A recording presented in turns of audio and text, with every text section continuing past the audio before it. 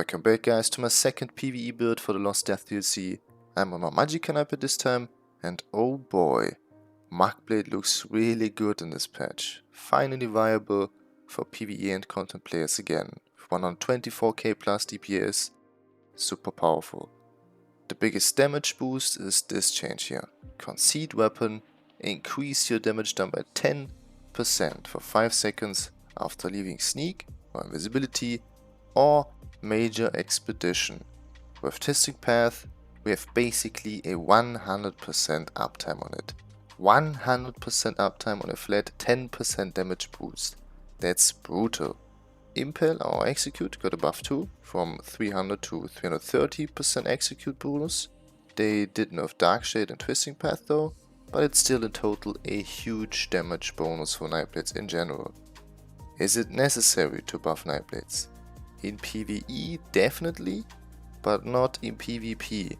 That is always and will be always a problem about ESO. A PvE buff means also a PvP buff. And Nightblades already hits like a truck in PvP, especially Gangblades. If you're curious, just check out my PvP Gangblades footage, I will post them in the description below, check it out. But back to PvE. Big changes on the sets. Instead of Barzas with Kinra's Killed and MSA 2H plus Slimecore, I've been using two proc sets, a monster set and Stick Killed as mythic. With Roll of Deaths on the front bar, easy attainable with light attacks. Alternative go with Reliquan here, deals even slightly more damage, Reliquan, but it will be a pain in the ass to keep up those stacks every 5 seconds in a dynamic boss fight. Magplar set Pillar of Nirn, high uptime with a 10 seconds timer to proc, plus Kjalna as monster set, did over 7k DPS, really powerful. And Stick Killed as mythic item. By the way, as alternative mythic, go with Sea Serpent's Coil for some boss fights, even better than Harmonious Raiding Killed with Major Berserk. Keep in mind, this setup is perfectly made for pure single target boss fights. The old setup with Barzas, Kinras, Killed and Slimecore is still viable, did slightly less single target, but it's probably better for AoE fights. Alright, close look to the build. I'm on 4 light armor pieces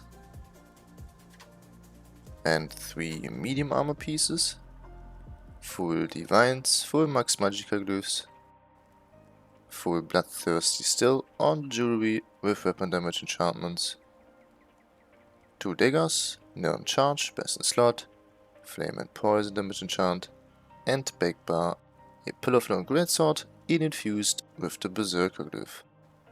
Skills: Debilitate, still a strong dot, Impale or Execute, then Concede weapon is spareable now, deals a ton of damage, and we use it mainly for the 10% damage bonus of course. Mercer's Resolve, and Barb Trap for minor force, then Incap still as ultimate, Magplar Stampede and Carve, Stampede still the strongest dot in-game, Carve still viable, dealt almost 4k DPS, pretty strong, Degeneration, Twisting Path and Darkshade. Magplar ultimate, also Incap, just for the extra crit rate. Race High Elf, best in slot with spell damage, weapon damage, max Magicka and a little bit of Magicka or stamina sustain. Dunmer is the second best choice and Khajiit probably the third one. Asmonus the Thief, Food Ghastly Eyeball, 64 points in Magicka. Potions, the normal spare power potions. CPs, Deadly Aim, Mastered Arms, Warful Strikes and Thaumaturge. No Backstabber anymore with more than enough crit damage, but only if you have EC in your group, Elemental Catalyst. If not, put back Backstabber. If you can't flank the enemy, use Fighting Finesse instead of Thaumaturge then. Red CPs, Rejuvenation, Boundless Vitality, Fortified and Celerity.